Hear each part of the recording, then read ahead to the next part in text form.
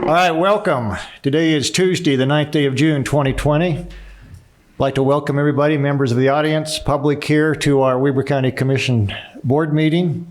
It's 10 o'clock on this day, and I'm Commissioner Gage Frohr, Chair of the Commission. To my right, Commissioner Jim Harvey. To my left, Commissioner Scott Jenkins. We welcome you here to be part of this public meeting. We're going to start the meeting with a Pledge of Allegiance from our own Sarah Swan.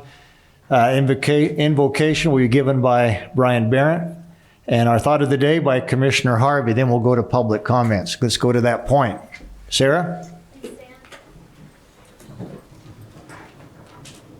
I pledge allegiance to the flag of the United States of America and to the republic for which it stands, one nation under God, indivisible, with liberty and justice for all.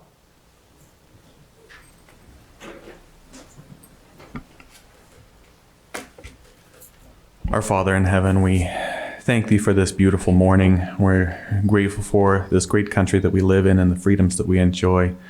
We're grateful that we have the opportunity to participate in local government, and we pray that thy Spirit will be with us as we consider the matters that are on the agenda today. Please guide us and help us that we can make wise decisions and decisions that are in accordance with thy will and that would be for the good of the people. These things we pray in the name of Jesus Christ. Amen. Amen. Amen. Commissioner Harvey. Thank you.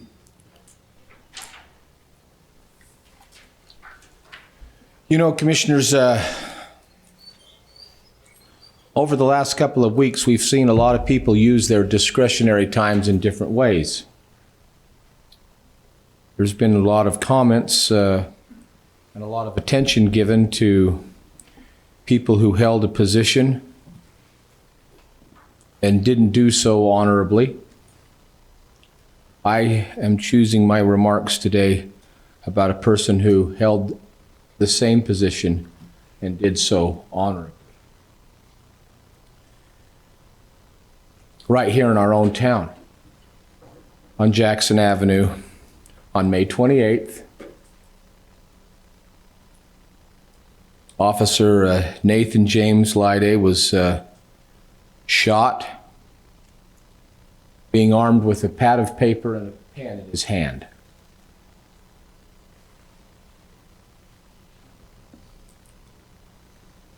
As we talk about the discretionary time one has to be able to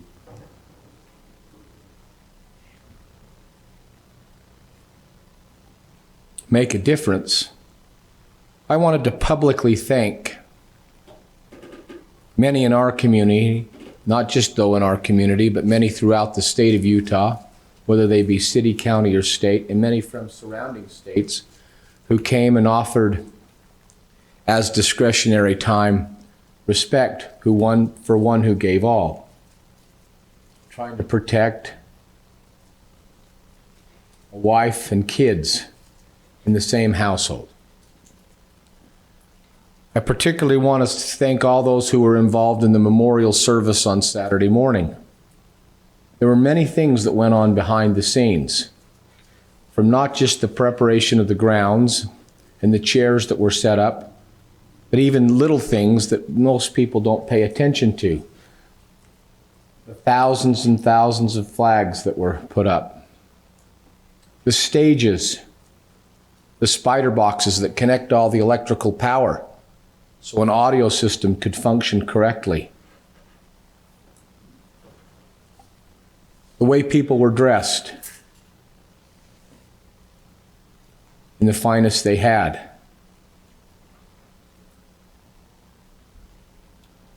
The more than 1,000 cars that were in the procession that followed, and the tens of thousands that were along the route as he was interned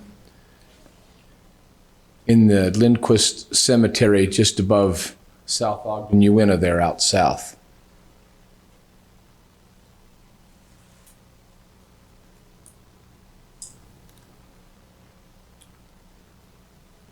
I'm grateful for men who have the courage to honor their position and do so with fidelity and genuine care.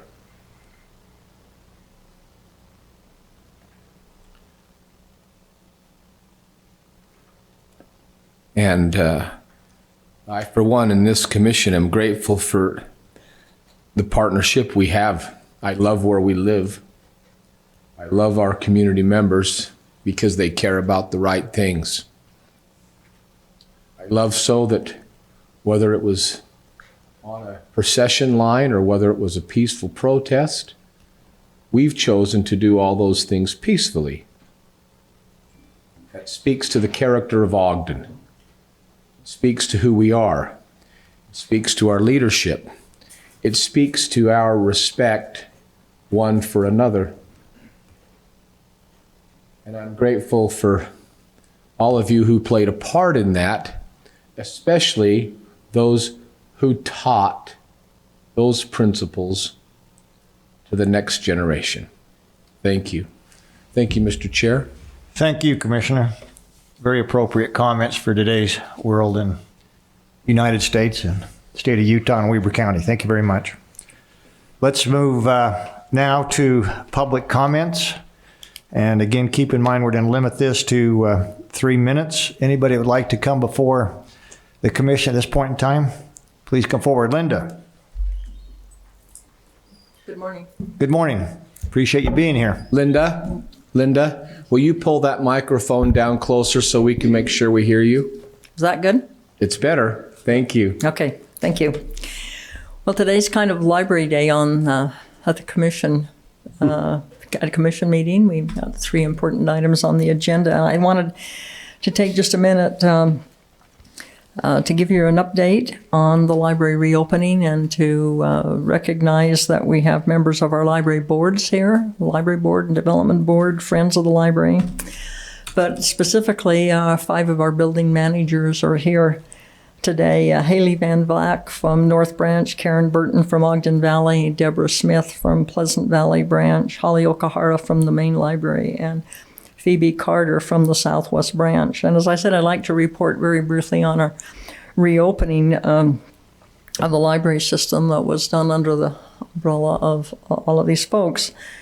As you know, we closed March 17th with a real-life example of what scientists say, what they mean when they say the state of the environment is nothing more than chaos, and that it would take someone with inordinate hubris to say that we manage chaos. But what we can do is find opportunities in them and exploit them. And I think we've seen that this last weekend again, as our nation has experienced that in this chaos, there's always an opportunity to respond ethically.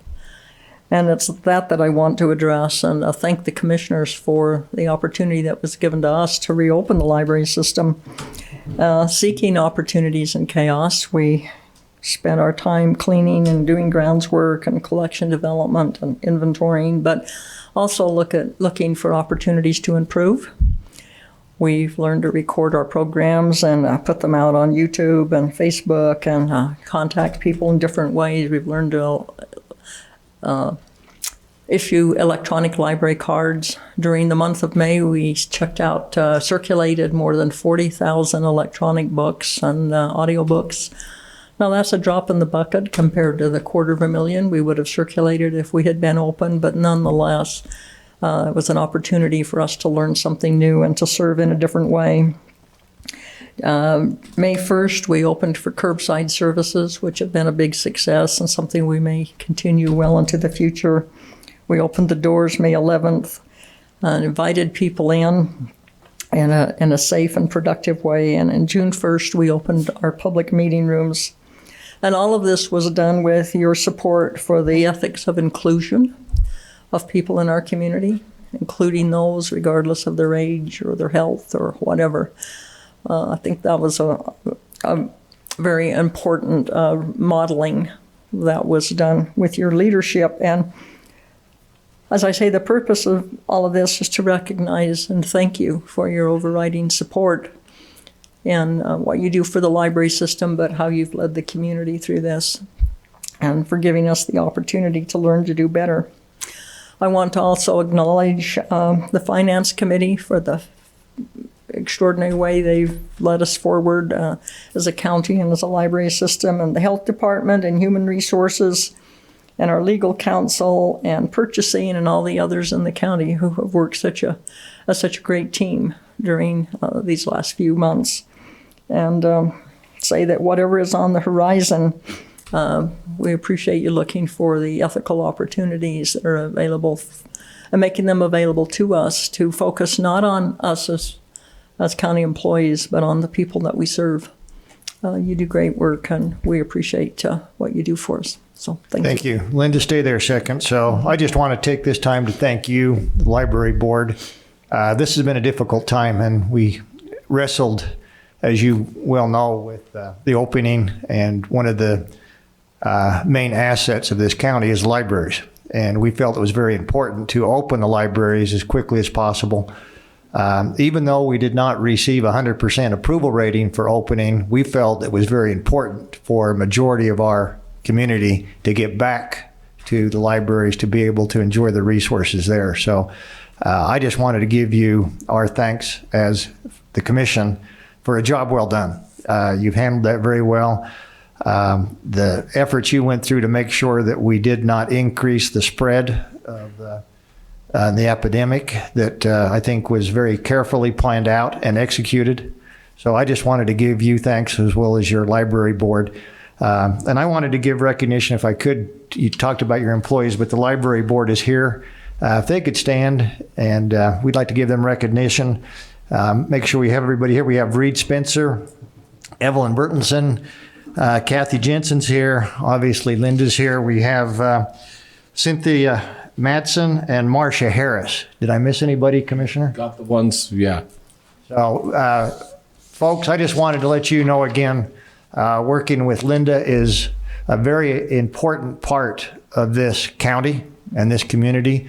And what you do for this county and this community is amazing, and we very much appreciate your efforts. So thank you, Linda. Thank you. Commissioner, this is your portfolio. Did you want to take an extra minute? Well, I've learned a lot from the board and the members on that board. I appreciate them very much. We have a great diversification of thought and action that goes on there. The one thing is they respect one another. I think they're very thoughtful and they carry out very well. I have nothing but the highest regard and respect. Can I just say one Can you thing? pause for a second? Oh, sorry, I don't mean that, but you don't do that. I was just going into a tender moment, Ralph. I thought it was true.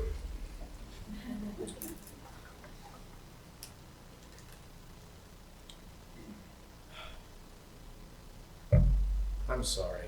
I don't mean to get angry with you, Ralph. It's all right. But I do my best not to interrupt you, and that's insensitive. I thought you were through. That's what I know you did, but I'm sorry. I'm sorry for you folks there, but Linda, I appreciate you so much. You're a great example to me. You've given your life because you care, and you care. It's so evident, and I know there are people out there that don't fully understand. They don't appreciate because they don't fully understand all that you do and all that you think about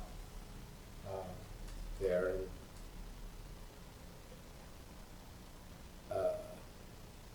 I really appreciate you and the leadership that you've not just done for your team, but you've done for me personally, and that's what I have to say, Commissioner. Thank you, Commissioner. Commissioner Jenkins, you have anything? Okay, other public comments? Thank you again, Linda, members of the board, for being with us this morning. And before I start my time, I just want to say, from the Black community, we want to thank you, Linda. And I received from you that letter that you did when I asked you months ago about Ralph, diversification. Thank you. You're here to just address the commission. Okay. Ralph, I'm just going to remind you again, This is a 3-minute limit. I will cut you off at 3 minutes. Okay. You can cover as many subjects as you want in 3 I can in minutes. 3 minutes. But you don't have 3 minutes Okay. per subject, okay? I just wanted to thank the board. from, Okay, your time started. Go ahead. Okay, I wanted to thank the board and everything too, that be passed on. I want to echo what was said by Commissioner Jake Harvey and everything about the thing. But I also want to remind that it is not just looking just for chaos or anything. There are groups that are actively participating in the protests and getting blame put on for a peaceful demonstration, asking to have dialogue. I feel just as much about Linda as you do, and the board right there. Just them sending that to me, I was able to take that and use that in the demonstration in saying that our board over in Weber County are willing to look at diversity and looking to go ahead and bring in the thoughts that we might have. And I just want you to know that this is not, I take offense, person, when I just hear they say about the chaos that went on. It wasn't just the chaos that went on that happened. There was an actual demonstration that was peaceful that happened. And it was, we were blamed for what the anarchists and Antigua, we were blamed for the crazy drug addicts and different ones did. And we take that responsibility that is not what we're doing. We're trying to look to there be awareness of what the situation is that's happening as black men, brown men, Chinese, everything, minorities, and that we might have dialogue about this. I also want to bring up the 3 minutes thing right here. If you have real interest in being able to hear from the public what there is to be able to be said, I would, you guys, commend you guys. You helped me so much. You helped me start the push to try to be able to get more food, to get more funding for our homeless, for the people that are in diverse situations. You guys was the first one to give me letters so I could pass it on to 6 other community councils here in Weber County and each one of the mayors. And our mayor is still bringing ours on in, but our city council jumped in it right after you guys. Weber County leads the way in so many different ways that you don't realize it. You guys are effective, but I do not agree with this 3-minute thing anytime, because you come up here and like I am now, sitting here under pressures to be able to address an issue that is addressing not just the United States, but the whole world. But those particularly to try to convince to you and let you know that it is not productive either way to be just so blindly that you see chaos that was coming. There is not. There is an important issue that needs to be discussed and trying to get dialogue to you, but there is outside entities that is going ahead and diverting that, and so that the attention is on chaos. In Salt Lake City, it was a 5-block area that the whole thing happened. When we were coming up to the Capitol, it was already defaced by Antigua. Those things are happening. But we had a great one here in Weber County. And I commend us because that's what we are. We are a leader. And I'm very appreciative of that. Nationally now, they are just bringing out how these other things are coming into the demonstrations. We're just asking to be heard. They are trying to go ahead and have anarchy for the United States. We are not a part of that. And we're a disgrace that that is happening. But yet and still, we want to have dialogue about issues that we see from our perception to be different from yours. I'd like to commend, I took the time to be out, and right here I have Becca DeHart, who's, we did the route for the body to be carried. I was with a wheelchair, the whole route from Lindquist Field all the way to it on Friday, so that for 2 nights before that, we could go ahead. But I honor, he was a great civil servant. Ralph, I just want you to know you've got 30 seconds. Okay, I don't need you to tell me that. I know we only got 3 minutes. But I just want you to know. You're at the end okay, right can I now. use my 30 seconds then? Go ahead. And so here we go, is that just right here, if you want to hear from the public and everything, that the countdown is on and everything, I just think that you need to be able to have flexibility a little bit away. There's not many of us that are going to talk during this time. So maybe if there's a group of people, 3 minutes apply. But maybe 5 minutes they can stretch it to or something, unless that's here. You were gone right at the time that you're only 30 minutes last week. So I was just wondering, why didn't they just take that extra time to be able to have public comment? That's all I got to say. Thank you very much, Linda and the board. You guys are awesome. I even told Salt Lake about you in Utah County. Thank you, Ralph. And again, we appreciate your comments. The reason the 3-minute limit is that we're respective of everybody's ability to come in and talk and have their 3 minutes. This is not the only time, Ralph. Let me remind you that you have access to the commission and your public officials. Yes, it is. have opportunity, and you've been there in the commission office, spoken with us a number of times, we are willing to listen to you with appointments scheduled. So you know that very well. But during public meetings, we have protocol in place so that any members of our public that would like to talk have it, and it's an equal basis. We don't want to have preferential treatment for anybody in the community. Everybody has their 3 minutes.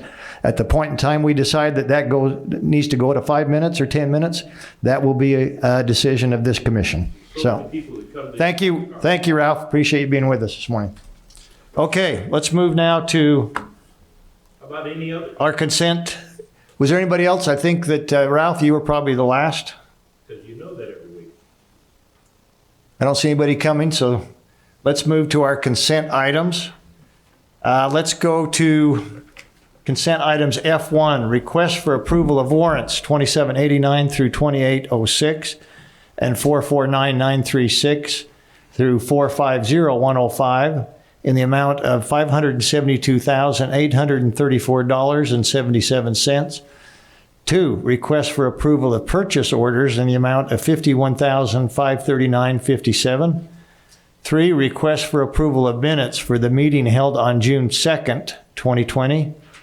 4, request for approval of new business licenses. 5, request for approval of retirement agreements by and between Weber County and Charlene Call.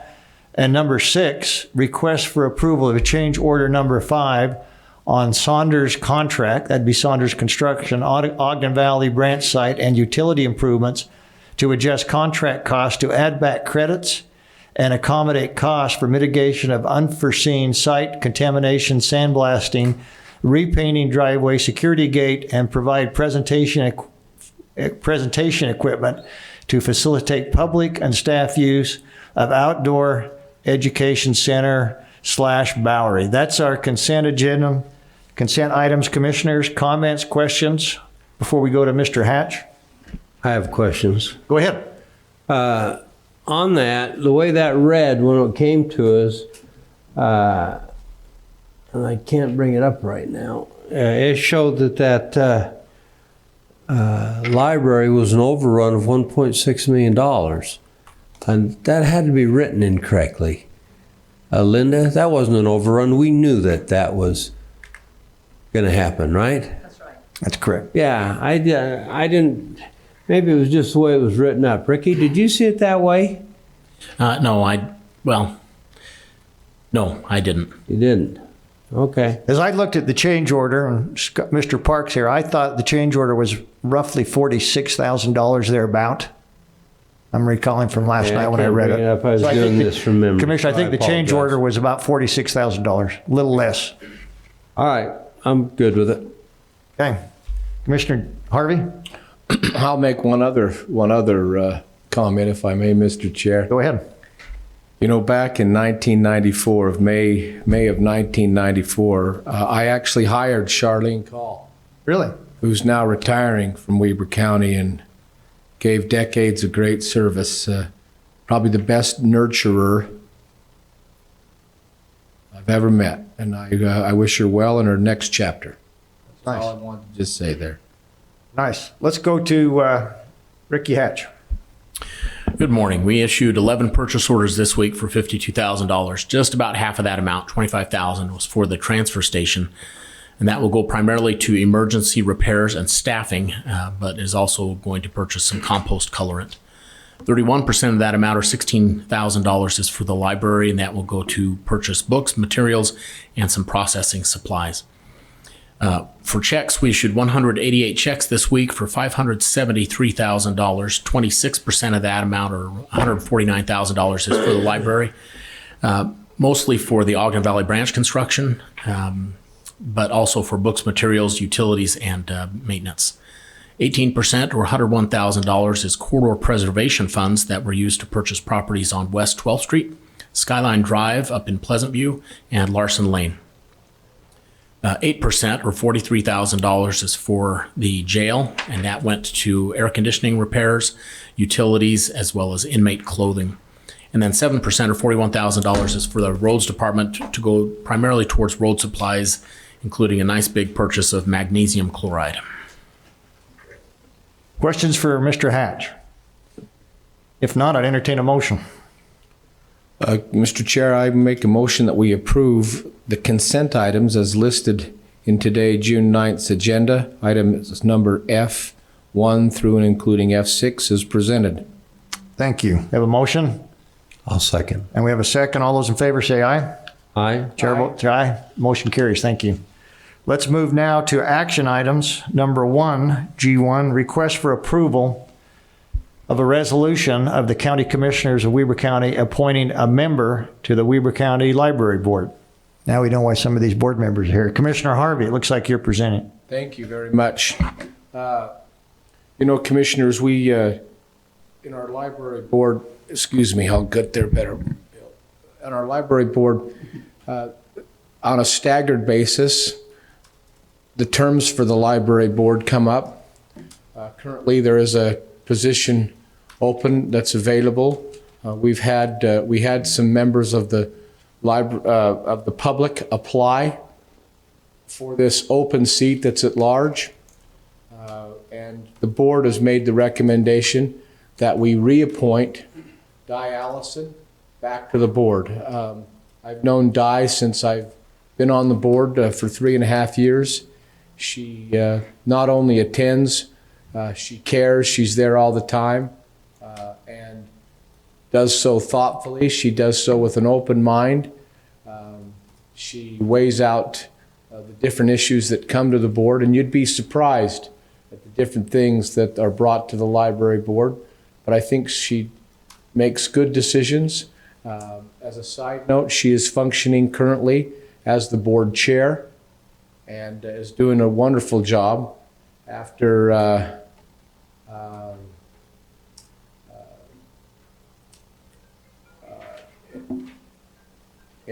after her appointment, and I'd make the recommendation that we reappoint Di Allison back to the library board.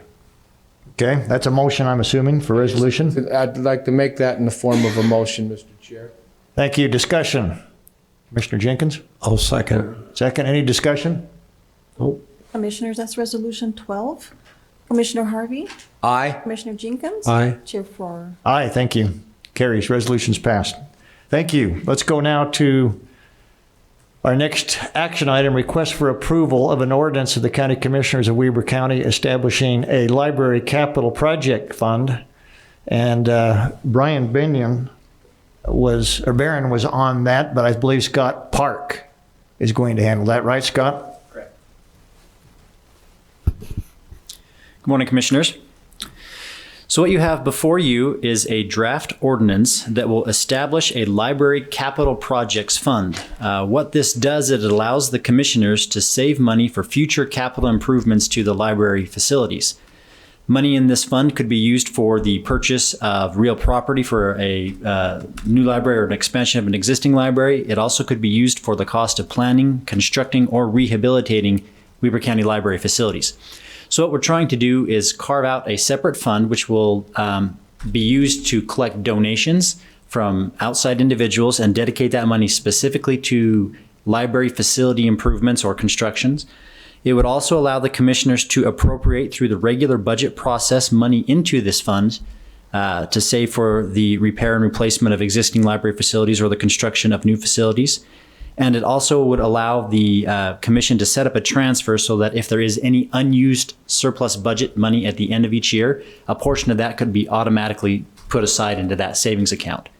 Once the money goes into that account, it's dedicated to the library facilities, and that way we could save money for the future so that in a few years or in a few decades we have money set aside to maintain these facilities and we don't have to rely on pulling money from the operating budget to make these capital improvements. So that's what this ordinance does in a nutshell. It's basically gives us an opportunity. It doesn't require us to put any money in there, but it gives us the opportunity to save for the future to make sure that our facilities will have the sufficient amount of money for the repair and replacement. This basically sorry, Mr. Chair, may I? Go ahead. Basically protects libraries in the moving forward. Correct. It establishes a way that we can maintain them in perpetuity. If Mr. Chair, if I can continue, then, Mr. Park, if at some future time money that was put aside into this fund, if the commission chose, or a future commission 20, 30, 40 years from now, say they wanted to use those funds for another purpose in the county, what would have to take place? Is it possible? And if so, what would be the process by which those things would take place? So once the money goes into this fund, it's dedicated for the purposes of the fund. In order to pull money out of this fund, it would actually require a vote of the people to approve pulling money out of this fund. Now, the commissioners do not have to appropriate money. So let's say in 5 years from now, we go through a really tight budget crisis. You don't have to add any money to that fund. So, but once the money gets into that fund, it's dedicated to those purposes, and it's very difficult to use that for anything other than the library facility improvements. Thank you. Mr. Park, right now, I would say because of the COVID-19 and the situation, this could be easily classified as a difficult time. How are we doing financially right now? Is this a time that we would think about pulling out monies from like a library fund? Or where are we right now with Weber County? So Weber County is actually in really good shape financially speaking. Not that you ever want to have a crisis like this, but we were about as well positioned as we have been in the last decade to have a crisis of this nature. John Bond and Ricky Hatch, along with myself and some others, anticipated a slowdown in the economy in 2020. Now, nothing like what we saw with COVID, but we had anticipated a slowdown anyway and been preparing to absorb any downturn in the economy related to that. So our fund balance is as high as it has ever been in the last 15 years. And we have plenty of cash reserves so that we're going to be able to weather this fairly well. Now we're already taking steps. We're being conservative. We put a soft purchasing freeze and a soft hiring freeze. We're still trying to manage our money and be prudent with what we have, but we are in good shape to be in a position to help stimulate the economy when things come back, and we're in a good position to keep moving forward. Thank you. So in your professional position as our comptroller for Weber County, we're in a good position financially. Does this library fund, does it make it possible moving forward then for any future commission to also have a somewhat of a level of comfort that the libraries would be in a good position financially to make sure that those facilities are maintained and kept up? So that's a big question. Let me break it down a little bit. So right now, the library has a large fund balance. That money was built up over time in anticipation of these new library projects.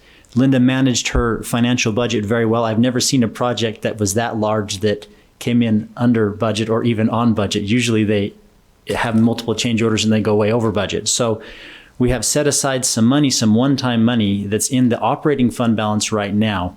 That money, if we leave it in the operating fund balance, could be used for general operations. So it could be used for salaries and wages. It could be used to buy, new books or to buy another chair. We don't necessarily want to use that money that was raised and built up for capital facilities to be used in the regular operations.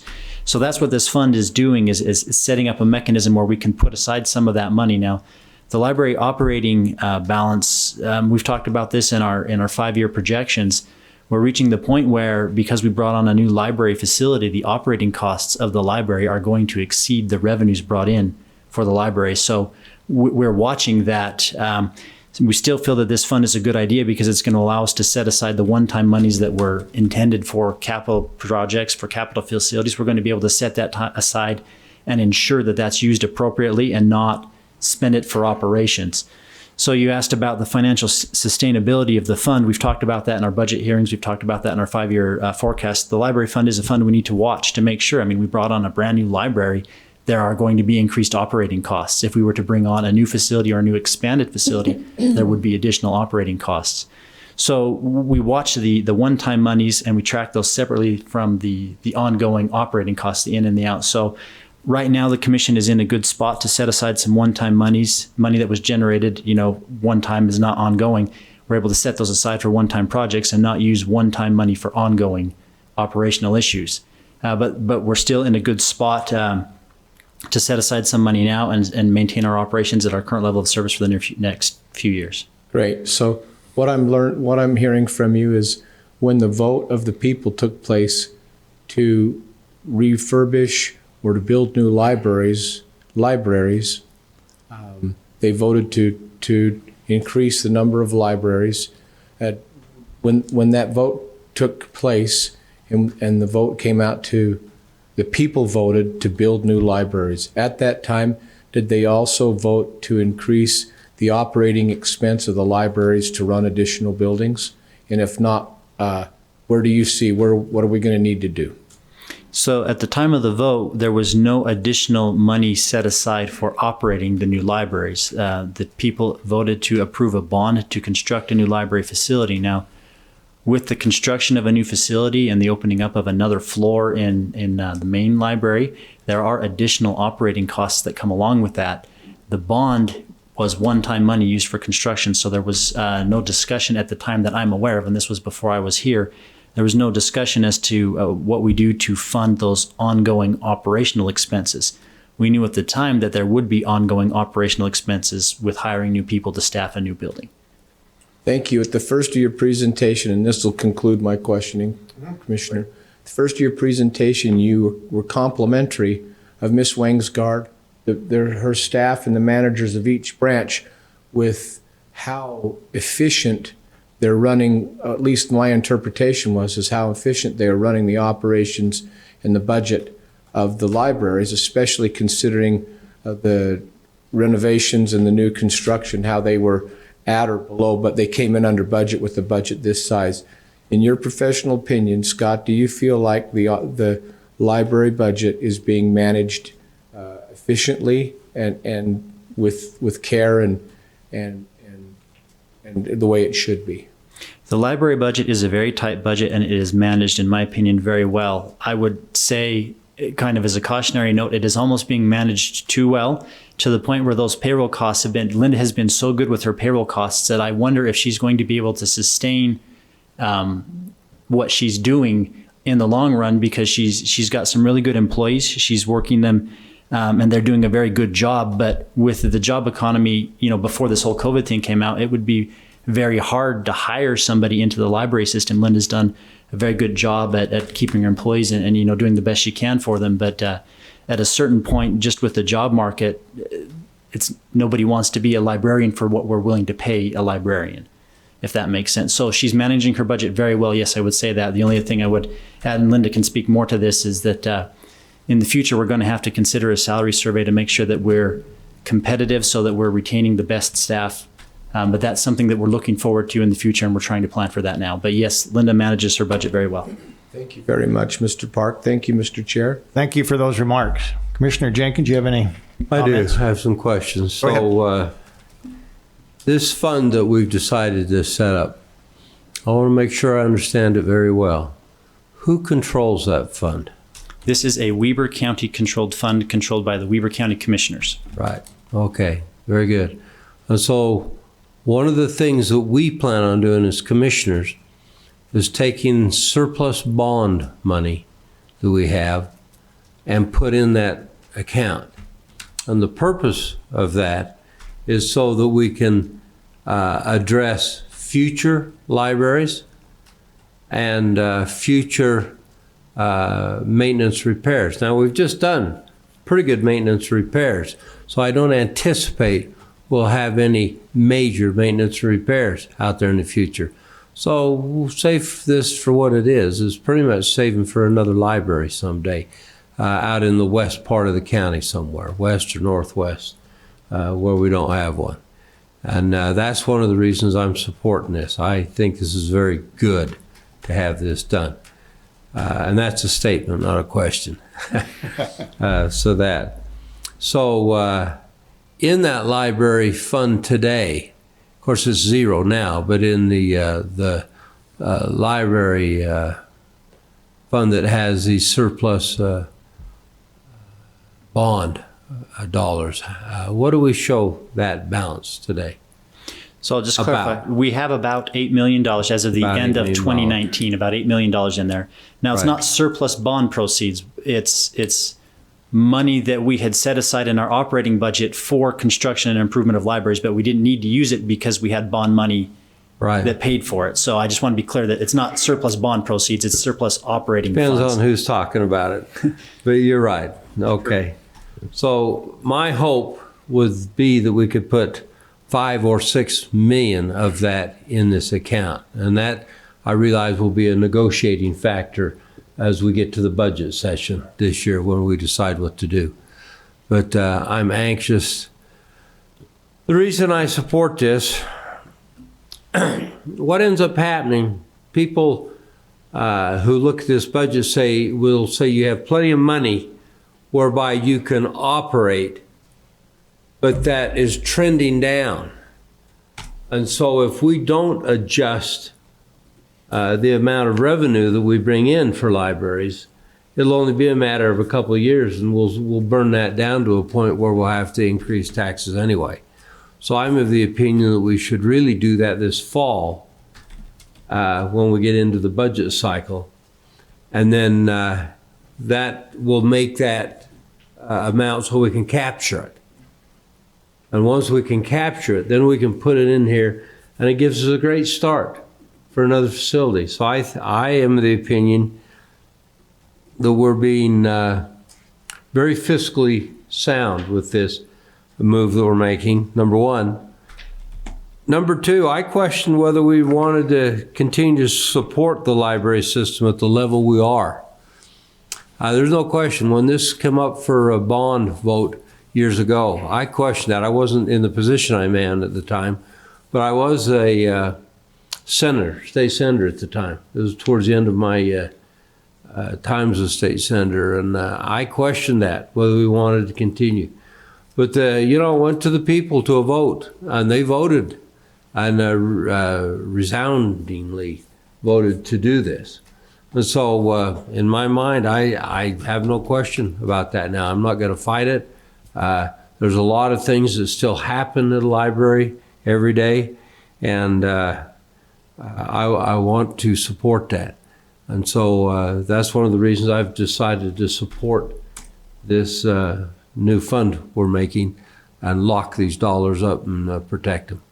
So anyway, I just wanted to make sure that I had a chance to make my statement there of why I've decided to support this. Good. No, I appreciate it. So I just wanted to be clear, Scott, I need to make a statement on this as well, that this fund would also allow maintenance items. And I would agree with Commissioner Jenkins, the long term may be for a new library, but I'm as concerned with building maintenance. So maintenance on our existing buildings would be able to utilize this fund?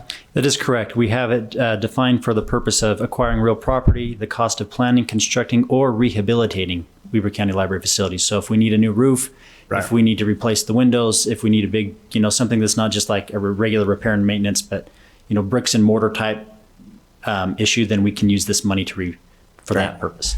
And the reason I bring that up, Commissioners, in a previous life at the legislature, I had the opportunity to oversee all our state buildings, construction through maintenance and operation. So, and I came to realize after 12 years down there and millions of dollars in new state buildings that I had the opportunity to be involved with, there's far more to these costs to the taxpayers than just the construction cost of this buildings. After the building's built, we have to keep them up.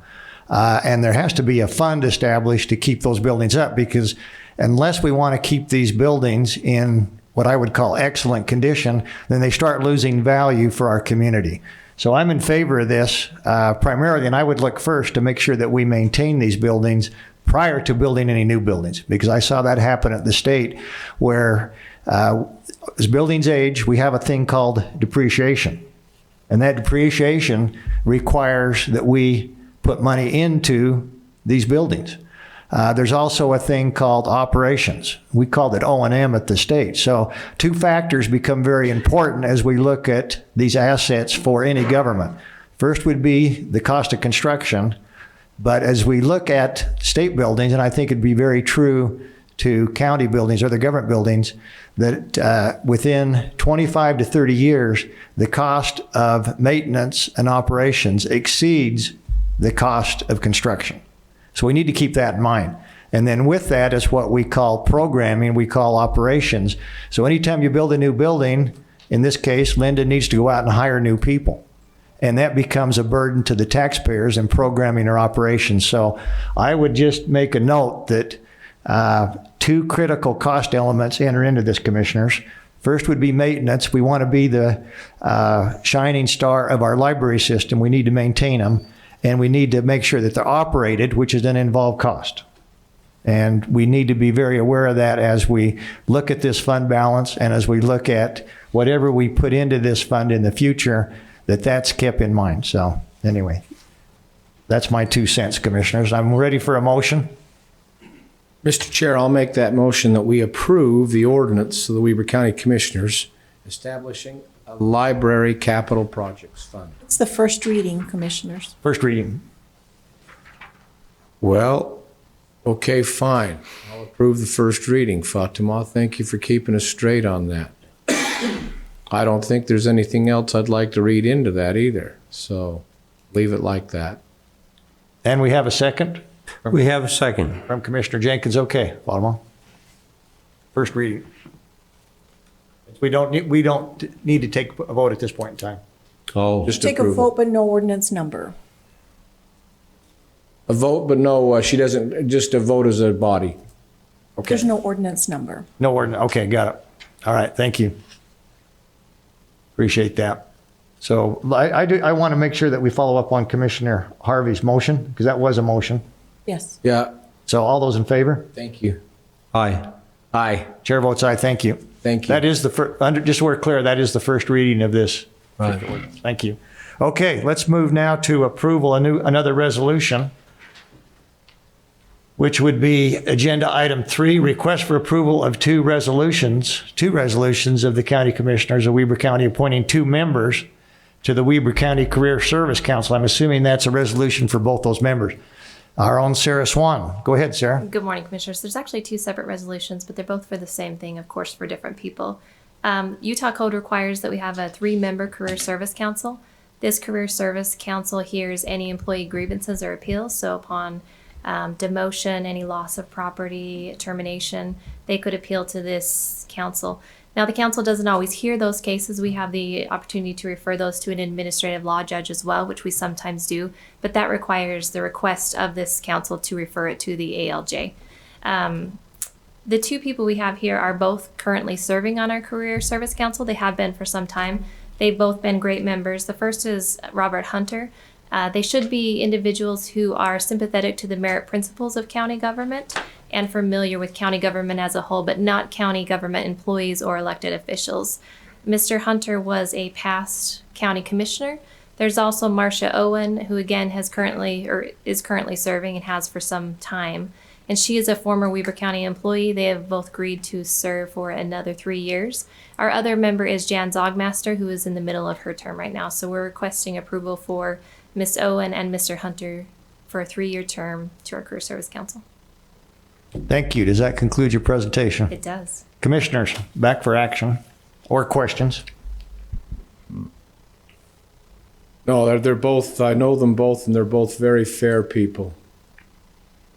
Marcia was the purchasing agent here, Commissioners, for decades, and boy, she did a wonderful job. So with that, I'm ready. I'll make a motion first that we approve Robert Hunter to the Career Service Council. That's a separate motion for that resolution. Got it. And do we have a second? Second. And a second. Resolution. Commissioner Harvey, Aye. Commissioner Jenkins, Aye. and Chair Four. Aye. Mr. Chair, Chair, thank you. I'll make a motion that we approve Miss Marcia Owen to the Career Service Council. Thank you. I'll second We that. got a second. Fatima? Commissioner Harvey, Aye. Commissioner Jenkins, Aye. Chair Four. Aye. Thank you. Carries. Motion carries. Thank you. Unanimous.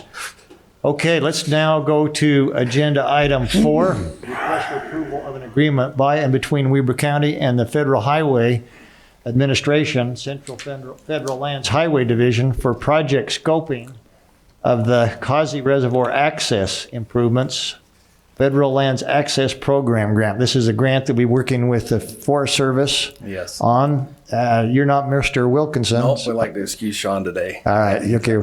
Welcome. Go ahead, Bill. Like you mentioned, the Utah Program Decision Committee accepted our application for all the improvements which included rehabilitating, paving the road around Causey, some of the pullouts, widening the roads, improving some of the drainages, and formalizing the existing parking structure. We made it through the initial process, and we're on the short list. And so what this is just an agreement with them for the scoping portion of that work, so we can continue down that to see if we can get the final approval for that project to happen. So this is just the scoping to come up with an idea of exactly then what possible construction and the dollar amount, the et cetera. costs and everything. And so, yeah. And in the application, it has, there's contributing factors, the match and things, which is all provided by the Forest Service. So this is at no cost to the county. Yeah. So yeah, it's just working the process for the grant. And this is a much needed project on the Causey side of the road going up to the Boy Scout camp. And Yep. I mean, if anybody's been up there, we know that road condition is less than average. Yeah, and it's going to help all year round. So it's going to help for those residents of Causey Estates during the snowmobile season. It's going to be year round. So, we'll probably take on a little bit more with the road work to be done, with plowing and some things like that. But some of the things that they mentioned in there, is they're going to be widening the road. They're going to be working on some of the pullouts for recreation activity. Also, some of the areas of access onto the reservoir. So the overall project's going to be wonderful for those that utilize that area up there. So Good. Thank you. Does that conclude your presentation? it does. Commissioners?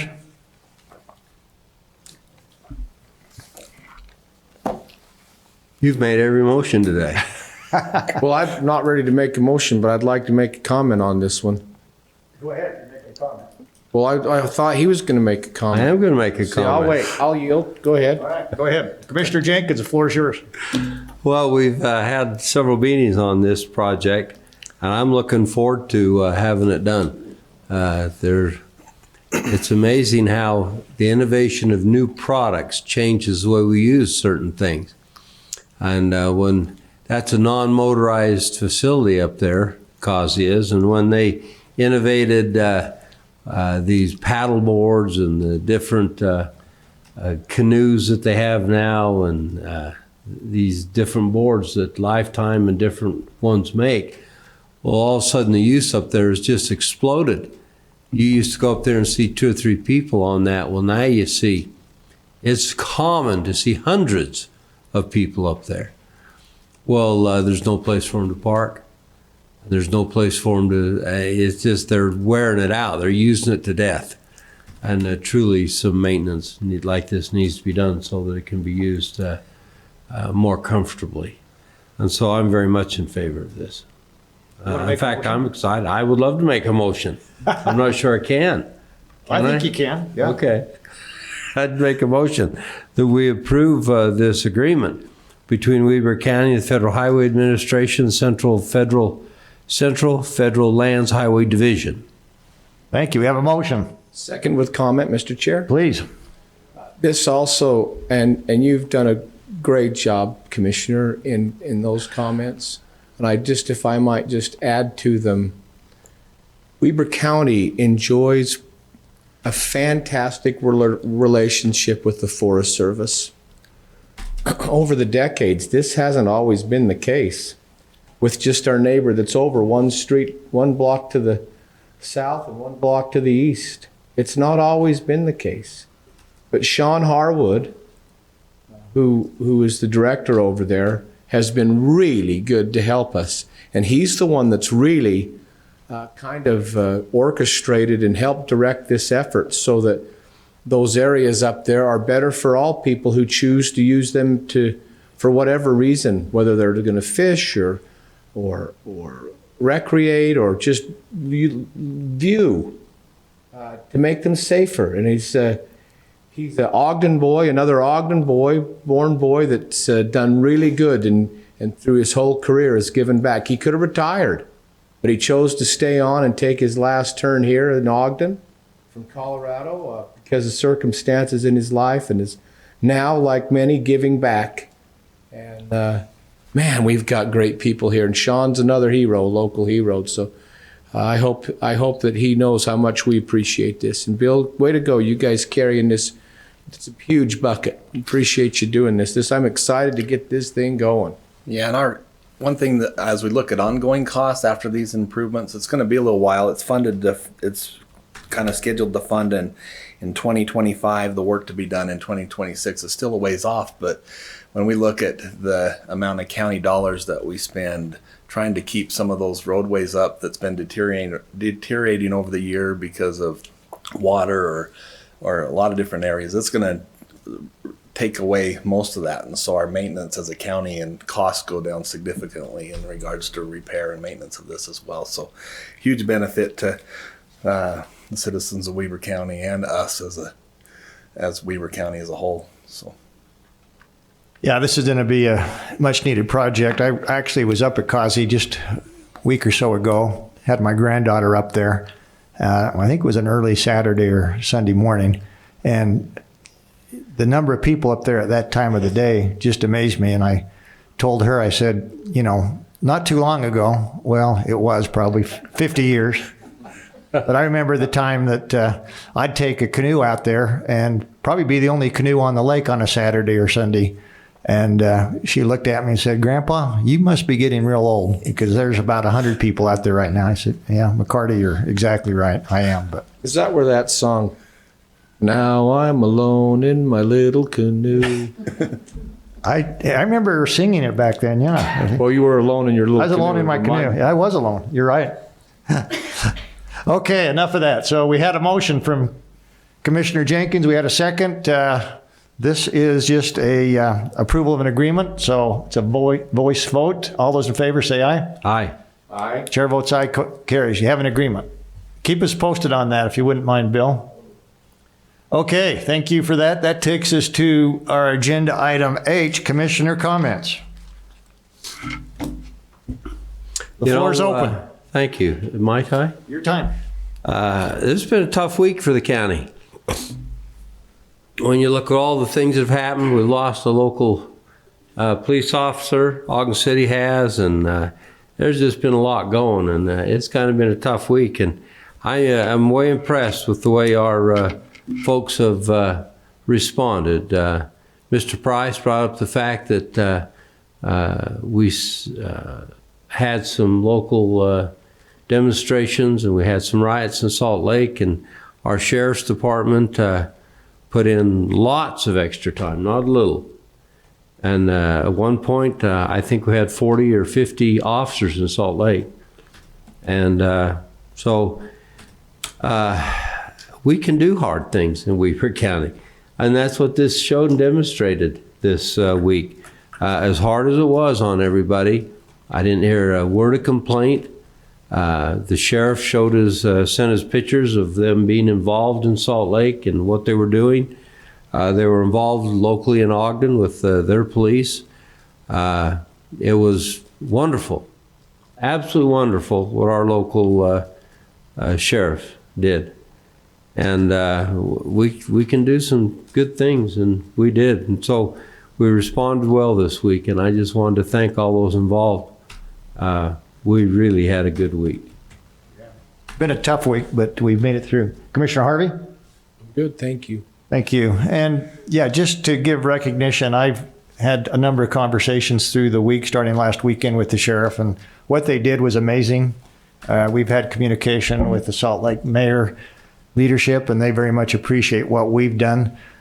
We also need to give special thanks to our 911 providers. They also were under a lot of stress during this time, and they've done a great job. We've had a number of people step up to the plate this past week or two in what I would call difficult times. Hopefully we start seeing some easing up over the next month, 2 weeks, whatever that may be. But whatever that is, and I think our public safety people will stand up for what needs to happen, and our 911 people and everybody here at the county that contributes so much of their expertise and professionalism to making sure this county's run in a very efficient and professional manner. So appreciate everybody that attended this morning.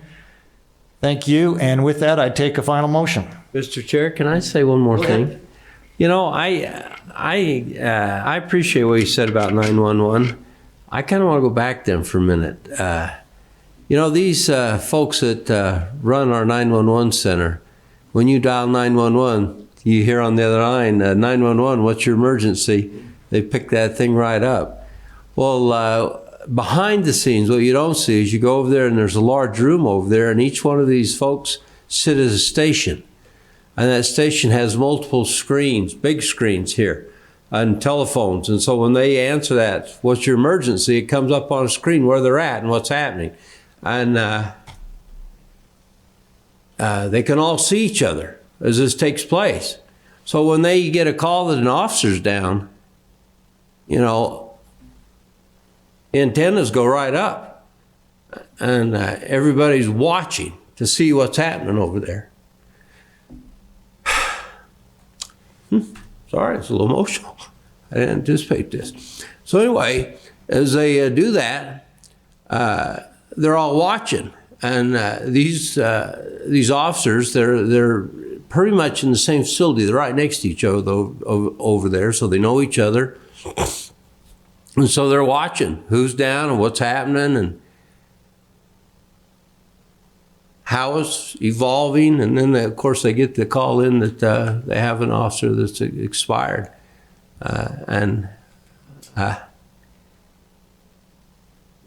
Emotionally, really hard on these people. They can hardly sit there and take it. And the day just goes on because you have another call right after that and another call right after that. So they never get the chance to decouple until they go home. So it's really emotionally a hard job on those guys. They really struggle over there. And I feel really bad for them sometimes when these kind of things happen. And when Tina told us about it and was going through the process that they go through as they do this, your heart really goes out to these folks as they try to manage their emotions at the same time as doing their job. And it's really a tough deal, tough job. So anyway, that's really an attaboy for the 911 and what they've done over there. They've done a great job. Yeah, thank you for expressing that. Yeah, I don't think a lot of people understand the stress and what they do for this community. And before I place that final motion, I would be remiss if I didn't thank all the citizens, and this goes back to what Ralph had said, and I've said this before in a somewhat public meeting, that the people of Ogden, Weber County, did this right. They had a peaceful protest. They showed up, they had their voice heard, and a voice that was needed to be heard, but they did it in a very legal and professional manner. They didn't damage any property. It showed our sister city to the south that there are people that can have their voice heard. They can protest in a legitimate way. And I think that we can be proud. I'm proud of our citizens that did show up for protest because it needed to be heard, but did that in a very professional manner and a legal manner, and one that probably made a difference, a lot more difference than causing damage and putting on a display that does no good. So thank you very much for the members of the public. With that, I will entertain a motion. To adjourn. So moved. Second. All those in favor? Say aye. Aye. Chair votes aye. Motion carries. Thank you. Appreciate everybody that was here with us this morning.